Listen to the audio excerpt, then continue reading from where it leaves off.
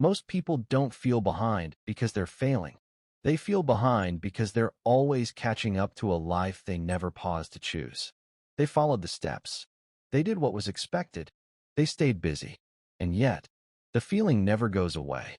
That quiet sense that no matter how much effort they put in, something always feels slightly out of reach. That feeling isn't accidental. There is an invisible pressure most people live under. Not to be wealthy, not to be free, but to keep up with expectations, with lifestyles, with a version of success they absorbed without questioning. So they move quickly, they commit early, they say yes before thinking, and then they spend years trying to manage the weight of those decisions. Busy feels comforting. When you're busy, you don't have to reflect. You don't have to ask hard questions. You don't have to sit with uncertainty. Activity creates the illusion of control. So when money feels tight, people don't slow down. They add more. More work, more pressure, more urgency. But urgency doesn't create clarity. It blocks it. There's a moment most people skip. The pause between earning and spending. Between impulse and action. Between pressure and response. That pause is where agency lives. But it's uncomfortable. So people rush past it and call it discipline. When income increases without intention, life expands to meet it. Bigger routines, bigger expectations, bigger obligations. So instead of relief, people feel tighter, not because they don't earn enough, but because too much depends on them continuing at the same pace. That's not freedom. That's fragility. Most people think freedom means options, but real freedom means margin. Time margin, energy margin, financial margin. Margin gives you space to respond instead of react.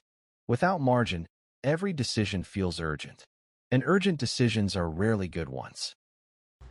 Quiet wealth doesn't announce itself. It doesn't explain its choices. It doesn't chase validation. It moves slowly on purpose. That slowness gets mistaken for laziness, for lack of ambition, but it's actually restraint. And restraint is a skill most people never practice. Most people ask, how do I make more money? Quiet wealth asks something else entirely. What would break if I stopped? If you paused? If you rested? If you stepped back? Whatever feels most fragile is the thing quietly controlling your life. This way of thinking removes excuses. You can't blame income. You can't blame timing. You can't blame circumstances forever. You have to look at patterns, and patterns require honesty. That's why most people avoid this conversation. Most people aren't stuck. They're just moving fast, in a direction they never chose. Momentum feels powerful, until you realize it's carrying you somewhere you don't want to be. Direction matters more than speed, but speed is easier to measure. Freedom doesn't arrive through intensity. It arrives through subtraction. Fewer commitments, fewer automatic decisions, fewer obligations that drain without returning value. This doesn't happen loudly. It happens quietly, gradually, almost invisibly. Quiet changes don't feel impressive at first. There's no applause, no announcement, just less pressure, less urgency, more room to think. Until one day, you realize you're no longer reacting. And that's when everything starts to change. Most people keep pushing harder because slowing down feels risky. Quiet wealth does the opposite. It creates space.